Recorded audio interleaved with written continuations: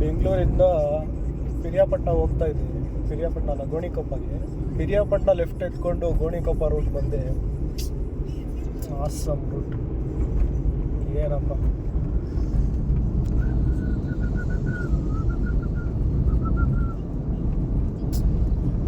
Coffee estate, ಖಾಲಿ road, ಏನು weather, evening raid. ಒಬ್ಬನೇ